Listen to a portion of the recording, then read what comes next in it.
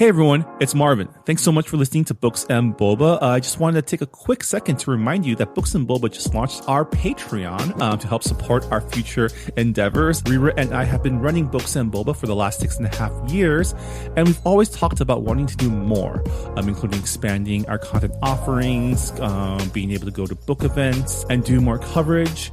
And so to help us get closer to those ambitions, we started a Patreon to help us grow and to better support books by Asian and Asian American authors. We are offering 2 tiers for our Patreon. The first is our regular Boba member coming in at $3 a month, which will give you access to our brand new Books and Boba Discord server so you can engage with your fellow Books and Boba Club members and also Rira and myself in real time. This is where we'll be aiming to move the bulk of our book club discussions, but rest assured we'll still have a presence on Goodreads as well.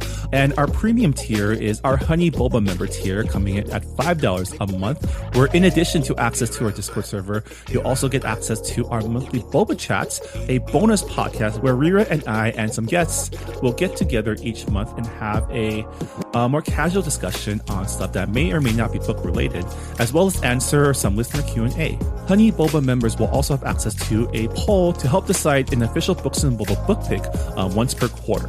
So if any of that sounds interesting to you, support Books and Boba on Patreon by going to patreon.com/booksandboba. As always, Rira and I really appreciate your support. All right, thanks for listening, and I'm on with the show.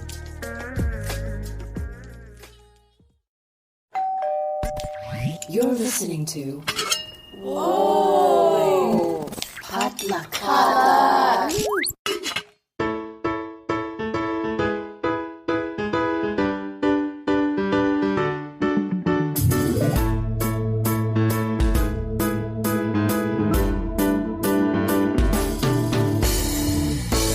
And welcome back to Books and Boba, a book club and podcast featuring books by Asian and Asian American authors. My name is Marvin Yue. And I'm Rira Yu. And we're here today to talk about our June 2020 book club pick, Convenience Store Woman by Sayaka Murata, translated by Ginny Tapley Takamori. Yeah. So there's a divisive opinion on this book. And I'm like really excited to dive into it. Well, a lot of people were questioning our decision to pick this book as a lighter, more, I guess, not dark read. Okay, but the thing is, like, our book club pick before that was Warrior Woman. And I think Warrior Woman was darker than Convenience Store Woman. I actually didn't think it was that dark, to be honest. Yeah, me neither. But we'll get into it a little more. Are we the weirdos here? Or oh well. Okay. So without further ado, let's get into our discussion.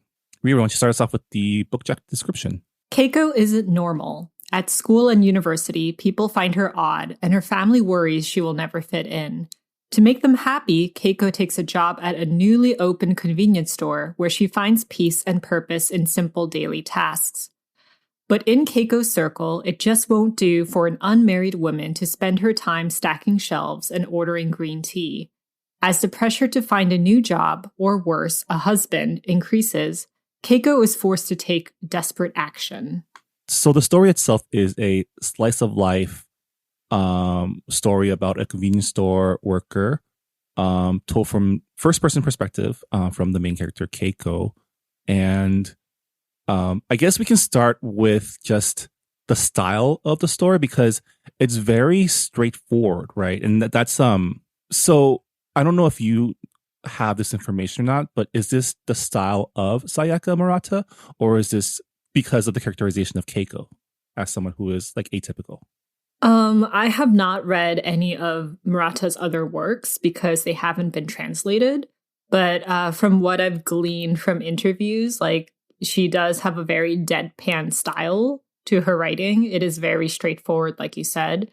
And a lot of her previous novels, because Convenience Store Woman, while it's the first novel to be translated in the States, it's also her 10th novel. And yeah, like that was really surprising to me. But like her other novels are, they kind of have the same themes. Like it's about nonconformity in Japanese society. a take on gender roles and sexuality, and just like Japanese societal issues on like celibacy and asexuality.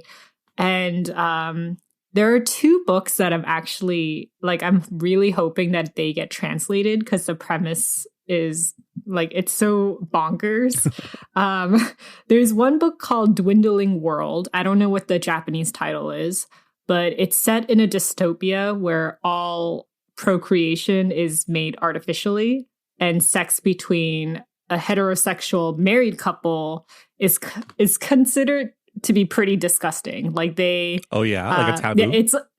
It's not really a taboo, but it's more of like, it's just like, oh, why are you doing that? When there's like a better way to like make children. Like, why would you go through sex? So that's like a really interesting premise to me. And then the other one, which definitely sounds like my jam, it's called Satsujin Shusan, and it roughly translates to birth murder.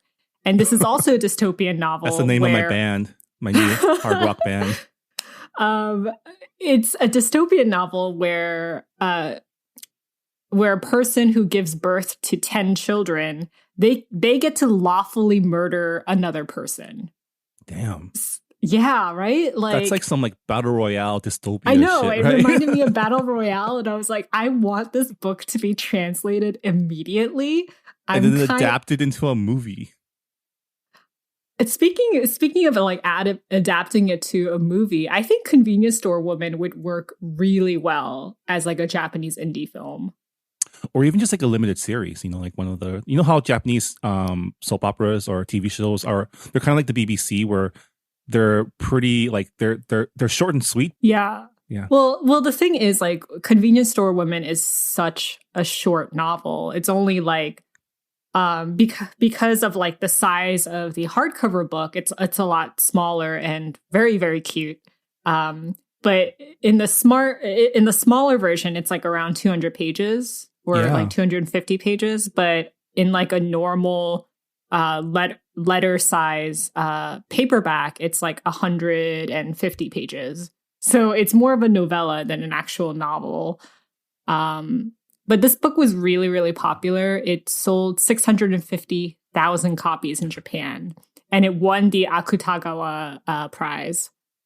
Yeah. I mean, I can kind of see why, because it takes a very like humorous look at some of the current like issues in Japanese culture, right? Like in Japan right now, they're facing things like celibacy and like social withdrawal of their younger generation. And it's been largely publicized, like maybe sensationalized. I think it was definitely sensationalized by like the New York Times when the whole like, oh, birth rate has gone down to a point where Japanese people will be extinct by like 2050 or whatever. And I was like, that's ridiculous. But yeah, but I think the book kind of digs deeper into that phenomenon and sees it as like not just these are people being weird according to societal norms, but these are people that are just outsiders that get their flaws amplified because they're not conforming. Well, the thing is like they're like misfits, but because there's such a large number of people who are choosing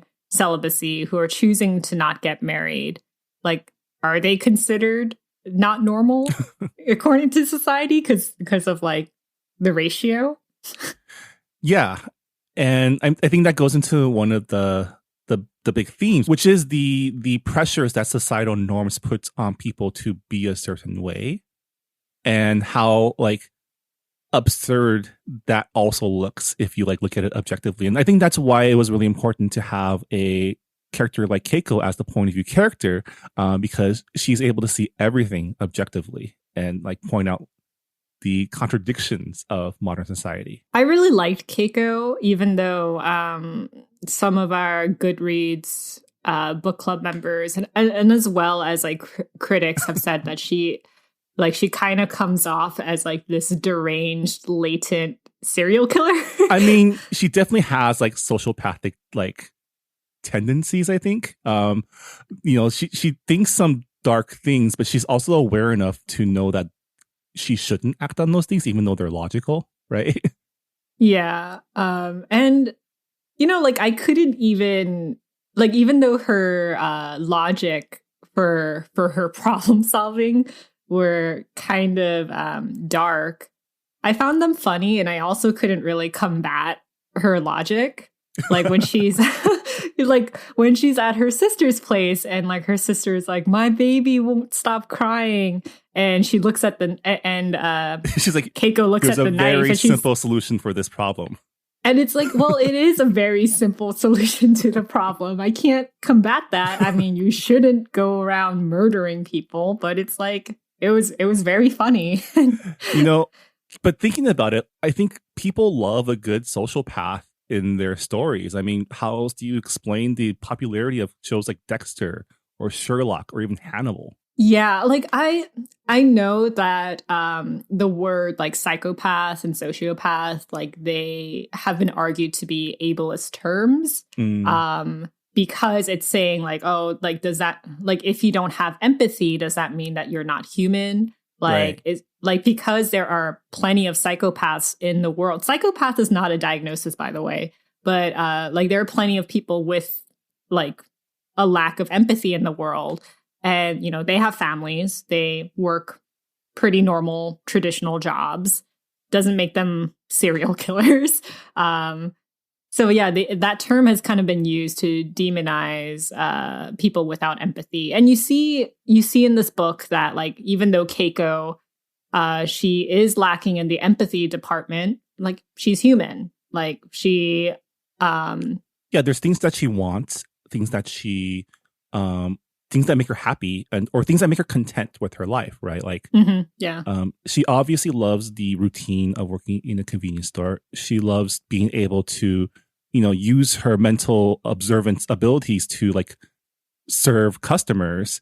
And I thought it was really interesting that she claimed this multiple times in the story, where being a convenience store worker allows her to be a productive cog in society, which is what she wants to be, right? It's what like all her parents and all her coworkers and all her like friends want for her, or want from but her. obviously it's obviously it's not enough, and it's brought up several times in the book.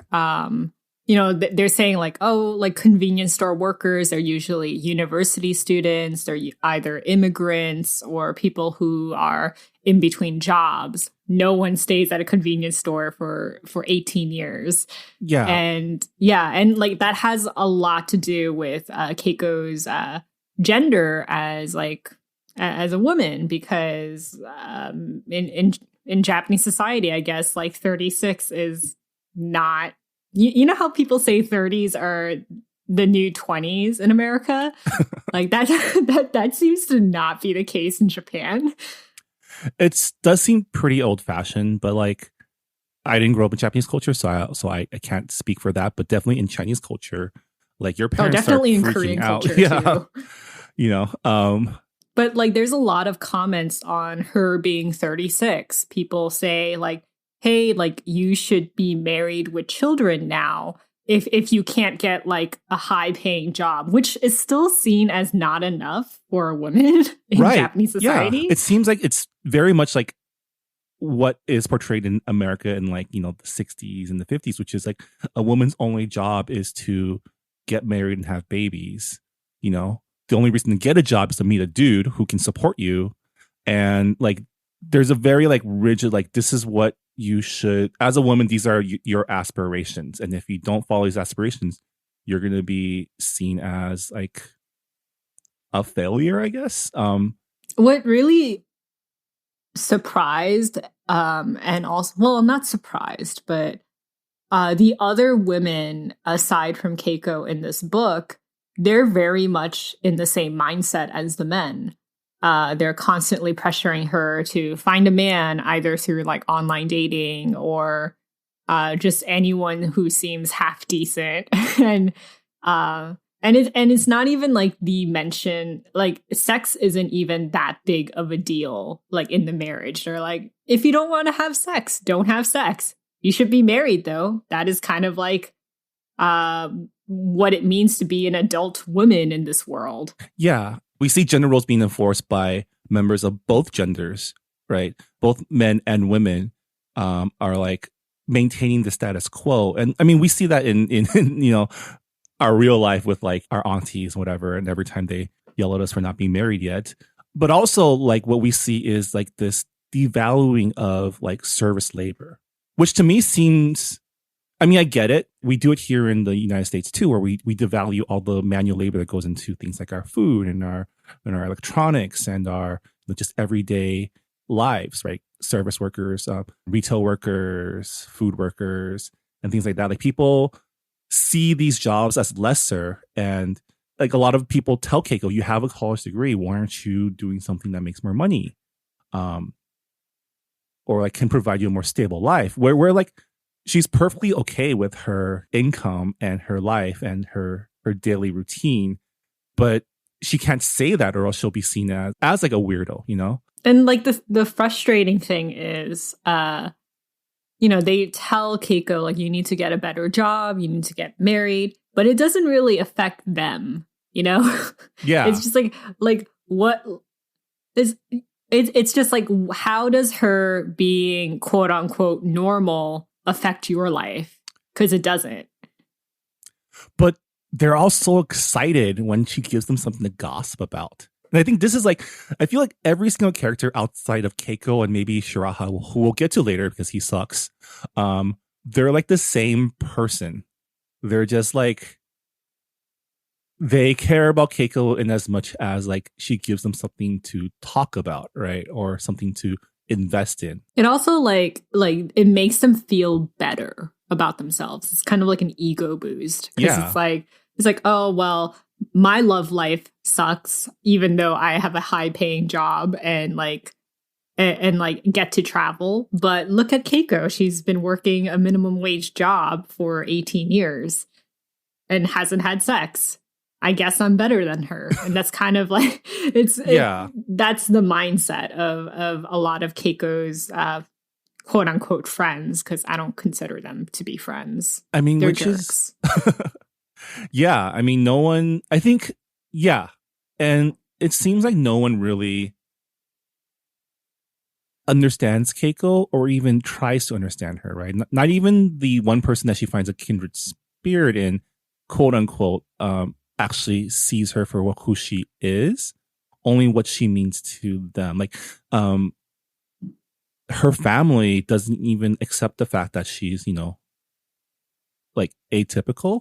And I think part of that, I wonder how much of that is commentary on just like the lack of awareness or acceptance of mental illness in Japan, and how much of that is just, I don't know if Keiko is mentally ill.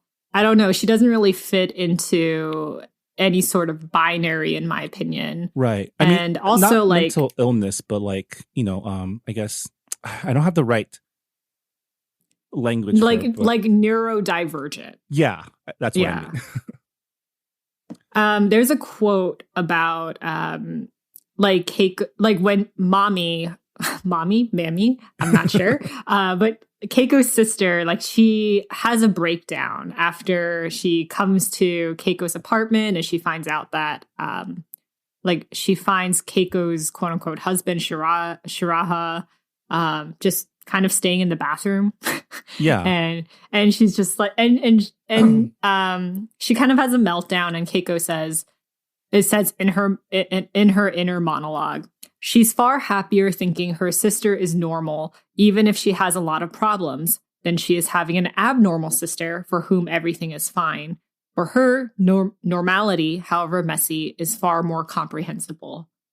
And like her sister has kind of been by her side her entire life, kind of like giving her excuses to come up with when she's around company. Yeah. So she seems more normal. Which I think this is the part of the book that was the most heartbreaking, in the book that was mostly pretty like satirical, right? Where it's, here's the one person that, like, at least in my reading of it, Keiko thought she can be herself around and like tell her like what she really thinks about things.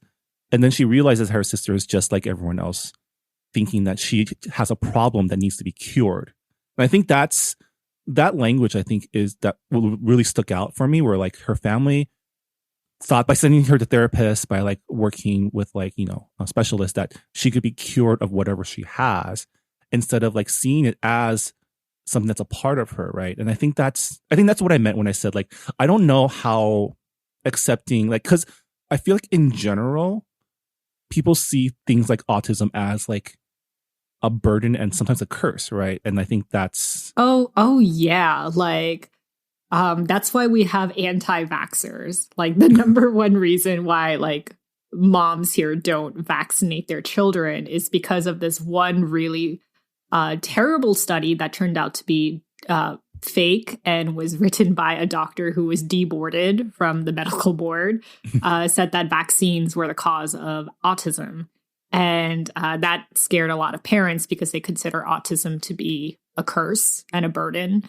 And then like even with autistic people who seem neurotypical from the outside, who seem like they can navigate society as a neurotypical person, if they stim, then that's considered bad because it makes other people uncomfortable.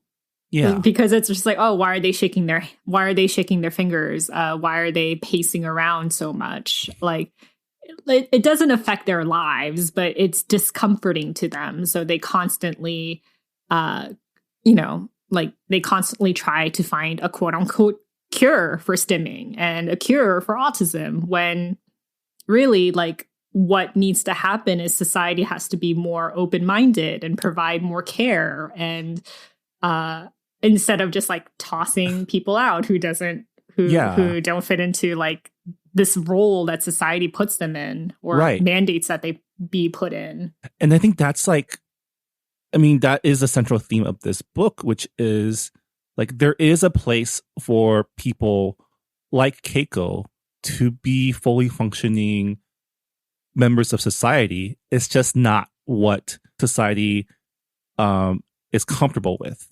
And it's just like, who cares if you're uncomfortable with it? Just like I said, it doesn't affect your life.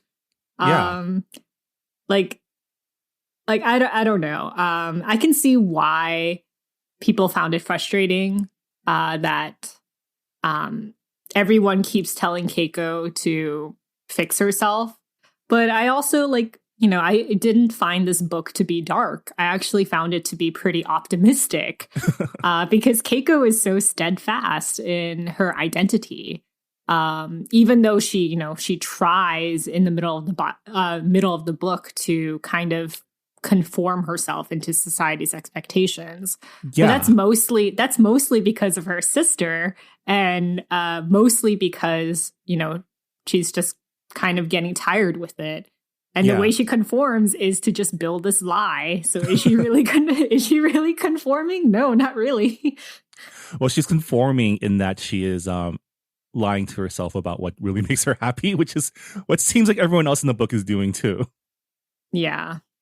I mean, let's get to that. I mean, the central plot, or the central like crisis of this book, is her trying to fit into society's expectations in an effort to get people off her back about certain things, right? So she concocts this fake relationship type of deal with another quote unquote abnormal person named Shiraha, who she initially sees as maybe a kindred spirit of someone who doesn't fit in, like someone who's not a what was the term? Another foreign object, right, of Japanese society. But then, I mean, it doesn't turn out that he sucks. He sucked from the beginning, but she finds a way to use his suckiness to help her with this scheme that ultimately doesn't work out. But I think a lot of the people who commented on our Goodreads forum and on this book in general were upset more by Shiraha's character than anything else. Yeah. But like, it's mentioned a couple times in the book that Keiko thinks that he doesn't really buy into a lot of the stuff that he says. He's just parroting a lot of what society says. Oh yeah, I mean, he's a total troll, and he's like one of my things that Keiko says to Shiraha is Shiraha goes on his like Stone Age rant again, right? and then he says, "Oh, like convenience store work is more suited towards women." And Keiko says, "This is the 21st century.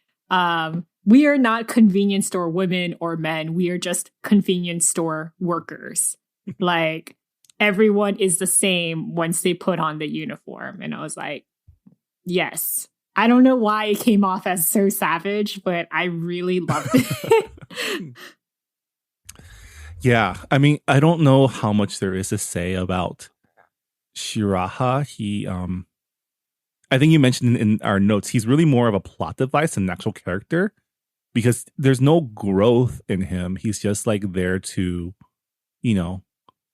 be a tool for Keiko to use as like a beard, I guess, quote unquote, for society. And also, I guess he's a representation of another social phenomenon in Japan, which is the social withdrawal syndrome or the hikikomori, who are just like people who just want to stay at home all day and like not do anything. Yeah. And I mean, like for a lot of people who want to participate in that kind of lifestyle, like it's just like, oh, I'm not interested in having sexual relationships or finding like a good job. They're just not interested. And then there are people like Shiraha who, have feelings of inadequacy and fear of judgment, and that's why they hide rather than like an innate want for it. He seems like kind of a poser, right? Like he See, the thing is, like, if he gets a good job, he would be fine with it. That's the thing. I don't know if he would be though, because he wants a good job that pays a lot, but he doesn't want to do any work, and he doesn't want to be hard. He doesn't want anybody to tell him what to do. Like yeah. Because like his whole deal is that he went to university, dropped out, went to technical school, and dropped out. And the only qualification that he has is like an English proficiency test. It just seems like he can't finish anything in his life. Like as someone who seems to like reject societal norms and like what people want from him, he seems to want a lot of the same things that society wants him to have. Yeah. Right? Like he wants to be seen as like the alpha male, like the dominant person in his relationship, even though he doesn't want to work and is okay with Keiko providing for him on her convenience store salary. And which is like, how is that even possible? Yeah. I guess Japan has better like government aid. So I guess you could live off of welfare plus. I don't know. I don't know anything about Japan's welfare system. I imagine it's better. I imagine they probably have some form of like public health care. Yeah. Well, I feel like any other country at this point has better healthcare, better government aid. I'm just circling back to people finding convenience store workers and like retail workers as lesser. It's kind of strange that now in a COVID world, I mean, people still have that condescension, but like they're essential workers. They're the ones who make our society work nowadays. Like we would not be able to eat or go to work or like we wouldn't be able to do anything without these people who work at grocery stores, for example. Yeah. And especially in Japan, where like convenience store culture is like, it's where a lot of people get their lunches and their meals. I mean, I grew up going to Taiwan every summer, and the convenience store culture there is pretty similar to Japan, just down to like the service culture where, when you walk into the store, everyone has to say welcome. Everyone has the same kind of like playbook and like how to interact with guests and how to do transactions. And I mean, it's a part of everyday life that like if all of a sudden there were no convenience stores, like society might just collapse, you know? Yeah, and convenience stores are different in Asia than in Oh, they're America. so much better. Oh my They God. are so much better, but but like the thing is like in America, convenience stores are okay, like get your snacks, get batteries. Maybe if you are adventurous, you'll eat like the pizza that they're serving. but in like Japan, Korea, and Taiwan, you can get clothes at convenience stores. You can pay your electricity bills. You can buy tickets for museums and concerts. Yeah. You can get like your public transport card like recharged. Like you can do so many things through convenience stores. And I was actually really surprised when I went to Korea because like the convenience stores have evolved and I didn't think that it was possible, but they now have like instant ramen cookers and and like for they also have like iced coffee machines, and I was so impressed. I was like, why do we not have these things in America? I mean, the ones in Taiwan have like oden sets, like so you can make hot pot right there at 7-Eleven. Most 7-Elevens in Taiwan have like dining areas for people to eat. It's pretty sweet. Also, their ATM system is like fantastic because I remember like I had forgotten my wallet. And I had to like get Dan to go to a nearby convenience store and use the ATM there. And I was really worried that it wouldn't work because we have an American debit card, but it worked perfectly. Oh yeah, banks are multinational. You should know that. Like it's globalism and capitalism at its best. Capitalism. That's another theme in this book. Yeah, I mean, just the devaluation of labor is capitalism with a capital C, you know? Yeah. And like the terms like cogs of society and foreign objects, there's a certain way success looks, and it's like the capitalist model in this book. You know, get a high paying job, put your head down and work, and don't be weird. It kind of reminds me of Severance, because Severance was also a pretty short book that, its themes were very big on capitalism. And the main character in Severance, she has like this moment where she could quit her job and pursue photography and do what she wants to do in life. But then she gets talked out of it because people are like, what are you doing? You have like a stable job in New York City and you have this routine. It's not even that hard. Like, why would you give this up? Which, I mean, okay.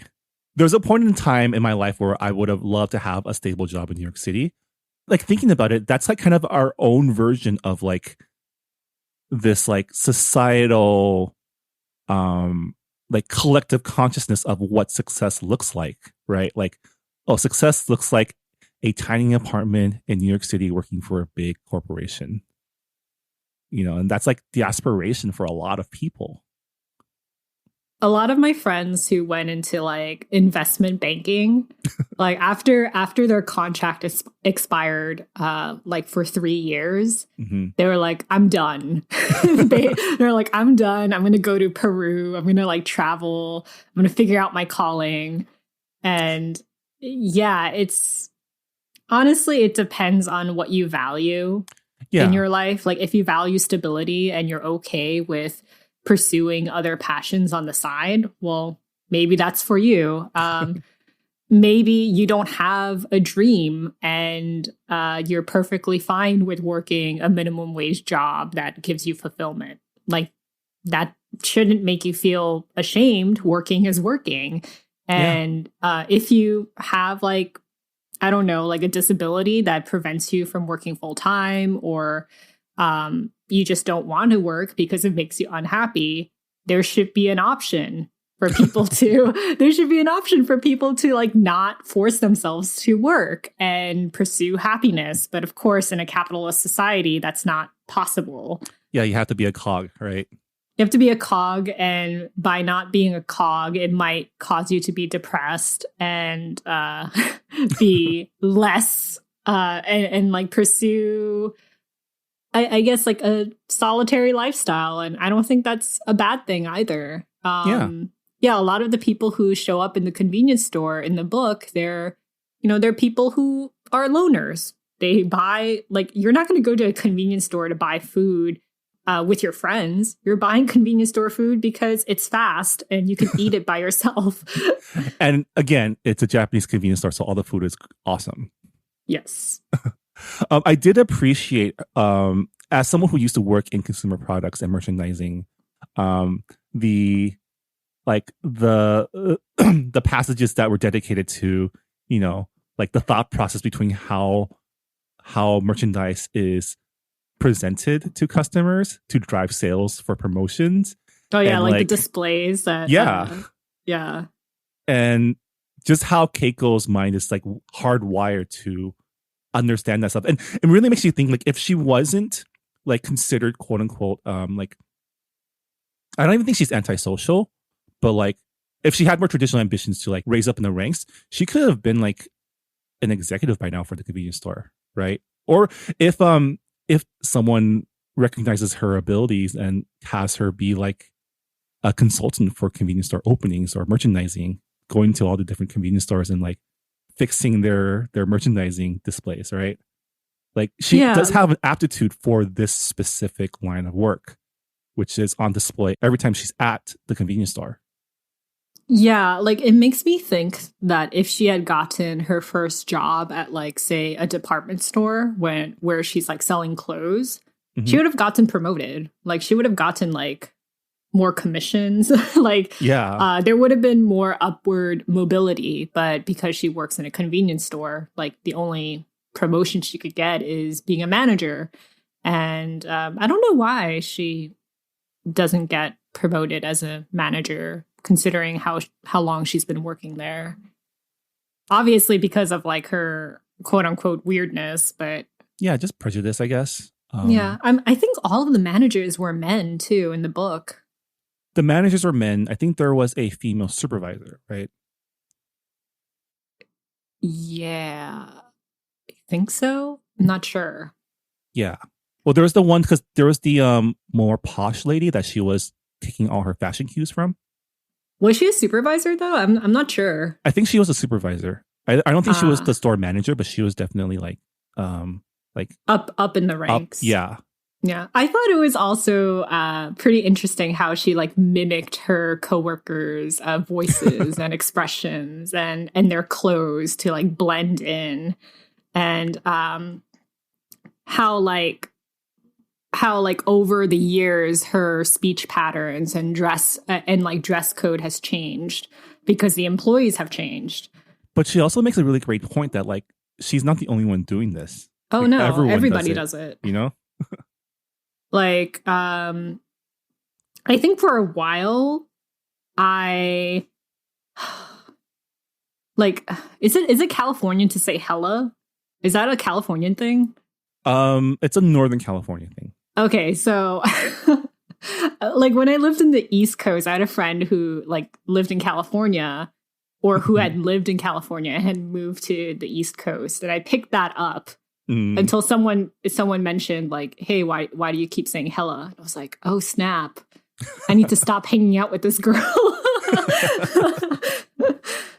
So yeah, everyone does it, and same thing with like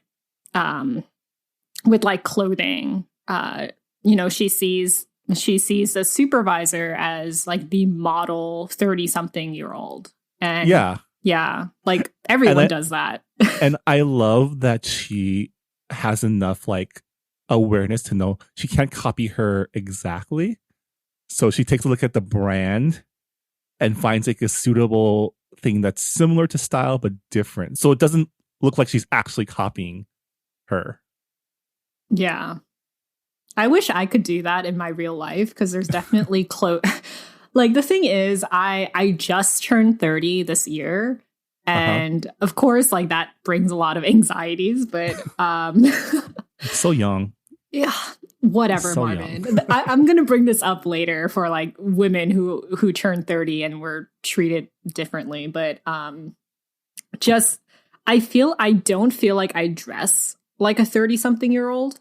Like I feel like I'm still in my early mid 20s because my clothing style hasn't changed that much. But I blame it on like economic like I don't have a high income to buy the clothes that are like considered sophisticated and considered fitting for a 30-year-old woman. And it's like, Rira, if this book has what? taught us anything, it's to not care about what other people think we shouldn't be doing. I oscillate between not giving a fuck to like maybe I should care a little bit about what I wear and how I present myself. Also, in a way, you are kind of conforming to what society thinks of us because we are millennials and we are the arrested development generation. So technically, you're not alone. We're all wearing the same clothes we wore in our 20s. I guess so, yeah. So I had mentioned like how like 30-year-old women are treated differently. In Japan, like it seems like there's an age cap for a lot of the jobs. Because like they mentioned like, oh, you're a 36-year-old woman. Like there's no way you can get a job anywhere because people kind of expect you to be a housewife. That's kind of the same in Korea. Like I was really shocked that that employers can ask women during job interviews if they plan to have children or if they're married. And don't they also require pictures? Yeah, they require pictures. And that's why like a lot of people get plastic surgery. And it's not like a lot of the times like people say like, oh, Koreans get plastic surgery because they want to look like white people. But honestly, a lot of people get plastic surgery because that is the only way that they can like move up in society, especially if you're a woman, if you're not considered attractive. Like, just so fucked up. Lookism is real. But yeah, like I was really shocked that like employers can get away with that kind of stuff. And in America, like there's also like gender discrimination. Like women get paid less, they get passed over for promotions. And also like once you are in your late 20s, even you constantly get asked like, when are you going to get married? When are you going to have children? And you're considered quote unquote brave for traveling alone. And they kind of sell you this whole like, oh, you're a strong, independent woman, but also we don't want you to be a strong, independent woman because it's kind of weird that you aren't interested in dating. There was that one quote that that you pulled that as she was talking with her friends and they were all taking pity on her because she was doing what she loved, which is being a convenience store worker with no husband or anyone. And the quote was, "Here was everyone taking it for granted that I must be miserable when I wasn't." And like I feel like I get that sometimes from married friends or even my parents, most of my parents, where it's like, you're not doing something that we think you would be happy, and even though you're perfectly fine. Yeah, I definitely get that a lot from my own family. But my own family sucks. So, my parents had very high aspirations for me because I am like the oldest child. Mm. But as soon as like I proved to not to have the aptitude to go to business school or law school, they were like, okay, the only way that you're going to survive is if you marry someone who went to business school, med school, or law school. And actually, like I had planned to go to a visual arts college back when I was in a high school senior. I had like prepared portfolios and everything. Uh-huh. And my parents told me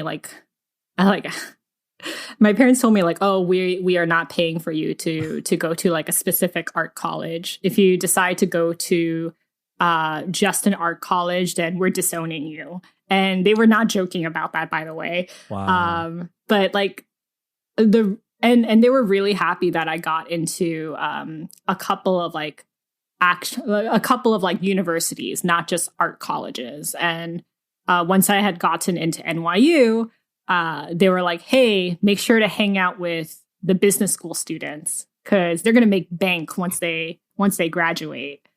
And unfortunately, I disappointed them.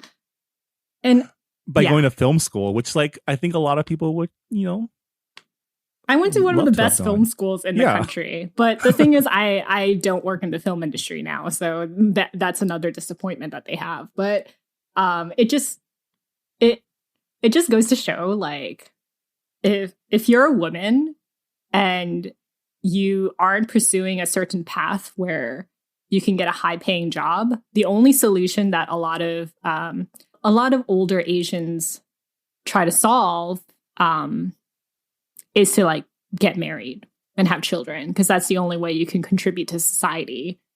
Yeah. Yeah. Which, I mean, is not obviously not limited to just Asian families. Like you see this in like a lot of families, especially rich families, I feel like. Yeah, like you get an MRS degree by going to college. They're like, what are you going to do with your English or art history degree? Like, yeah. What did you think about Shiraha's sister-in-law? I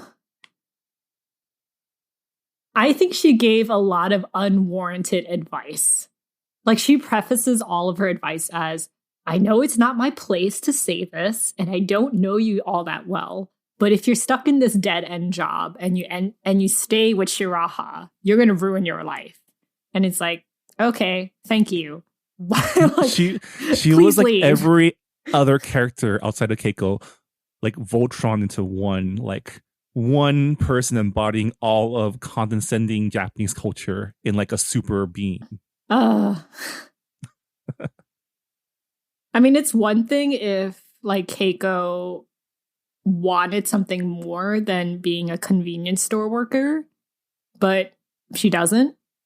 So, I mean, even if she did have more ambitions in life, the advice that Shihara's sister-in-law gives, like it's totally unwarranted. Like, people shouldn't judge people's lifestyles that way.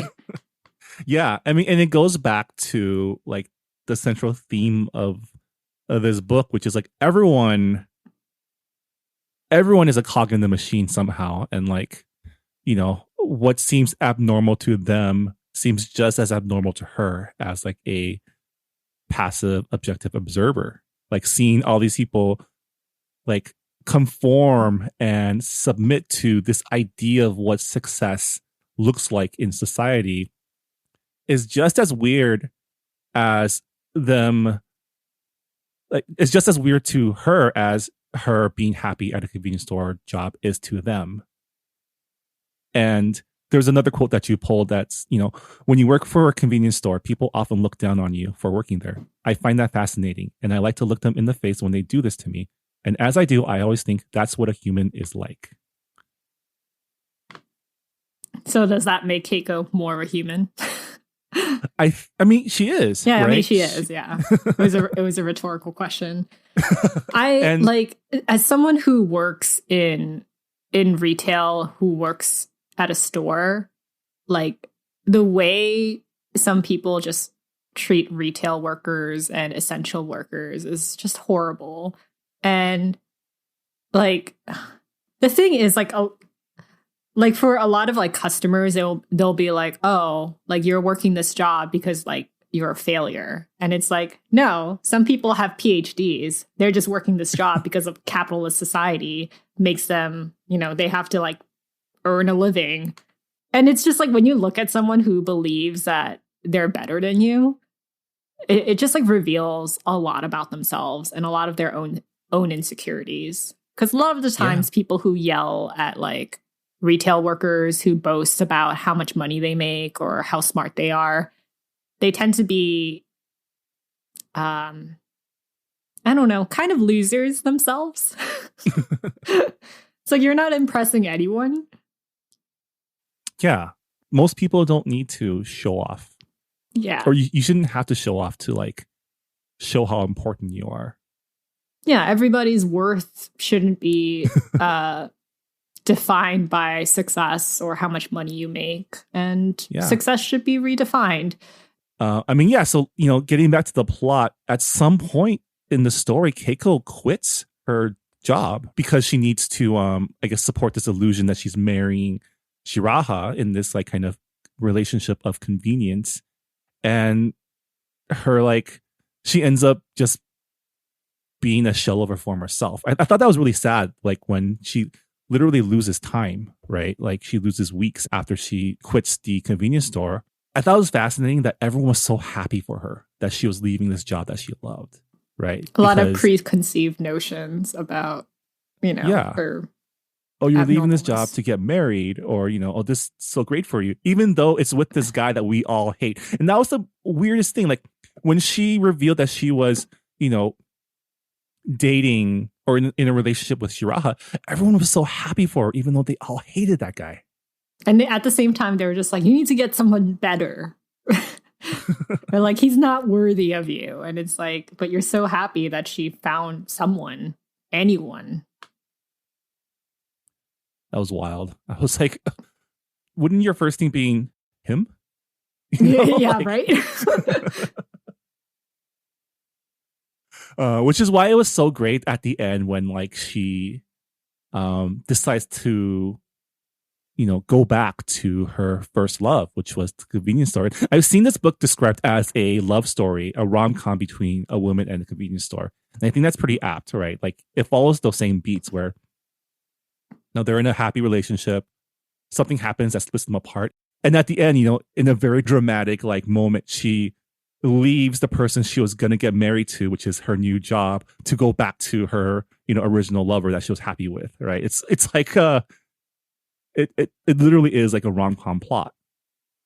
Yeah, like I didn't think about it that way, but you're right. It does follow the beats. I thought it was a really interesting way to end the book, like how she's on her way to a job interview and she happens to go into a different convenience store, and she's like, they're not doing their job correctly, and she like fixes everything, and people are like, why is she fixing stuff? Like she doesn't work here. And like at the end, she's like, I'm not going to this job interview. I am a convenience store worker. That is like my identity, and I don't need anything else outside of that. I am perfectly content with what I am.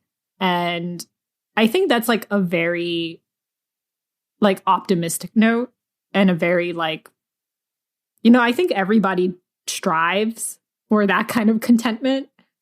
Yeah. So I know a lot of people on our Goodreads forum said this book was kind of dark, but humorous. And I don't know. I thought it was a pretty light read. Yeah, I did as well. Maybe that says more about us than everyone else. Maybe we're so cynical with the world, Marvin, that I this book enjoy is a good like dark comedy. I don't know. And I mean, she says some like weird fucked up things sometimes, but it never seemed like it was sinister in any way. I mean, the book really is it's a comedy, it's a satire, it's a rom-com, but it's not, I don't know. Yeah, I didn't get the darkness as much. I mean, there were dark moments, but I think those are more for characterization, right? It's for us to understand her as someone who is like neuroatypical. Her stories about, finding a dead bird and wanting to cook it, and like breaking up a fight by like knocking out one of the kids. I thought, I mean, as messed up as those moments were, it was also pretty funny. Then, like the whole, like we all try, like I feel like everybody is an alien on the inside, like, yeah. I feel like no matter what your job is or where you are in life, I think you can relate to Keiko, and you can relate to like that weirdness and the feeling of trying to fit in, to belong. Yeah. And maybe examine in yourself ways that you fight against who you really are to fit into society, and whether or not that's fair to you and the people around you. Yeah, and I think that's why this book did so well in Japan and also worldwide, because because people can relate to Keiko. Like, it is a very universal theme of trying to find belonging. Yeah. Yeah. I think we covered a lot of the book. Yeah. I think that's a good place to I think that's wrap up our discussion. Oh, Yeah. I will add in 2 cents here. Very, very short. Sayaka Murata, like I mentioned before, she worked at a convenience store for 18 years, just like the character, just like Keiko. And the main reason why she decided to stay in that job for so long is because her work schedule gave her a writing schedule. So she would work from like 2 a.m. to like 6 a.m. And then she would go into work at a convenience store. And after working at the convenience store, she would write more. And it provided her like this balance. And I think she quit her convenience store job like 2 years ago. So it wasn't even that like long ago. I mean, that's... And she's also single. Like, she's not married. And, you know, I don't know about her sexual relationships. That's not my business at all. But, you know, she seems pretty content with life. Yeah, that's interesting. So it feels like a lot of this book, whether or not Keiko is or isn't a autobiographical self, is rooted in her observations of how I'm sure people have treated her as, like, 1, a convenience store worker, 2, an older unmarried woman, and 3, as an artist, right? Because those are 3 things that people typically look down on, especially in modern, capitalist society.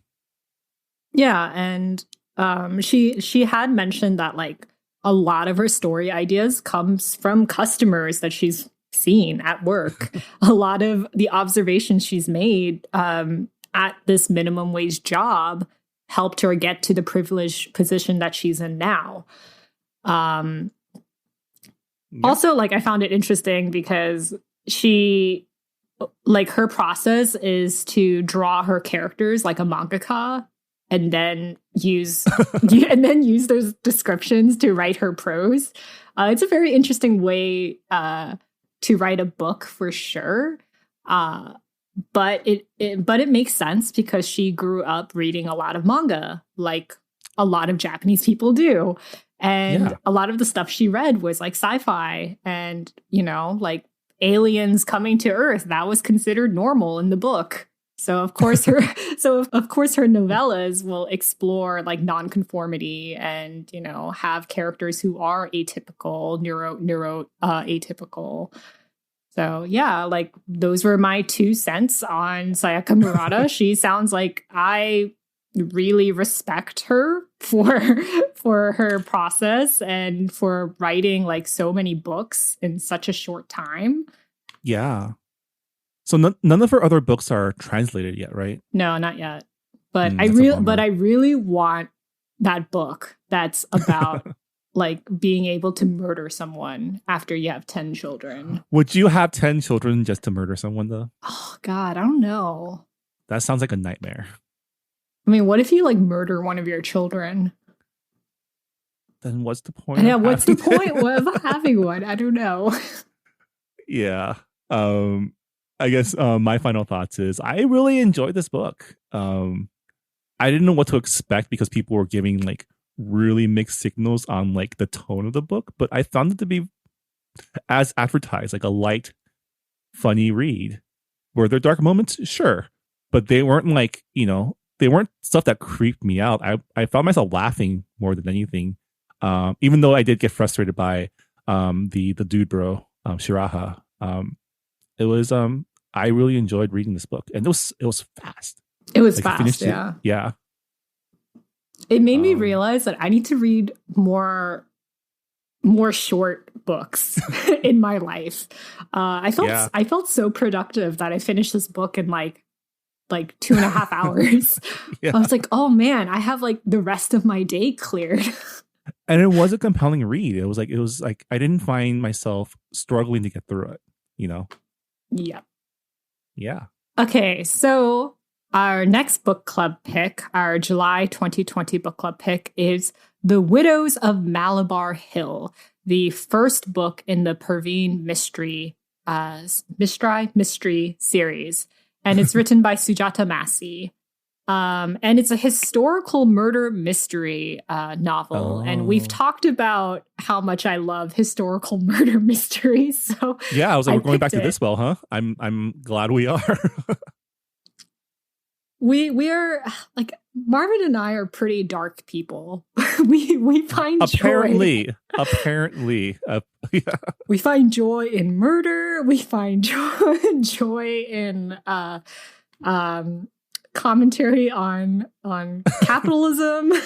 I wouldn't say murder. I would say the solving of murders. Murders, yes. But it's a book that's set in 1920s India. And the main character is one of the first lawyers in India. One of the first female lawyers, in India.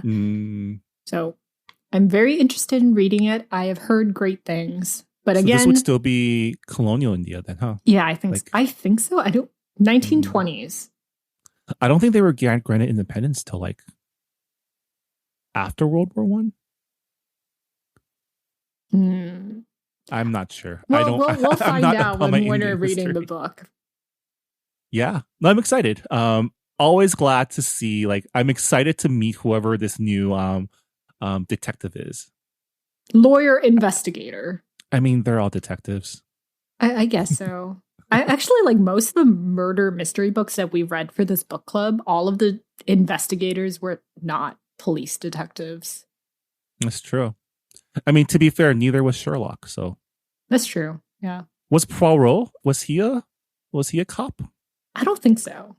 Yeah. A consultant. Well, I'm excited to read this book and excited to excited to have read Convenience Store Woman by Sayaka Murata. Again, translated by Ginny Tapley Takamori. And a great translation too. I don't know how much of the style was hers and how much was Sayaka's, but definitely a good read. Thank you to Ria for recommending it. And thank you for recommending a book that was short and sweet, but was able to generate a lot of conversation, which is the sign of a good book. Yep. You know? All right. And with that, that'll also do it for this episode of Books and Boba. Thank you so much for listening. We'll catch you next time. Bye, everyone. Bye. Thanks for listening to Books and Boba. This podcast was hosted by Marvin Yue and Rira Yu and edited and produced by Marvin Yue. Follow the book club on Twitter and Instagram by going to @BooksandBoba and engage with us on Goodreads on our Goodreads group. You can also check out past episodes of the podcast by going to booksandboba.com and by subscribing to us on your favorite podcast app. Books and Boba is a proud member of the Potluck Podcast Collective, a collective of Asian American hosted podcasts featuring unique voices and stories from the Asian diaspora. Learn more about the collective and check out our fellow Potluck shows by visiting the website podcastpotluck.com. Thanks for listening.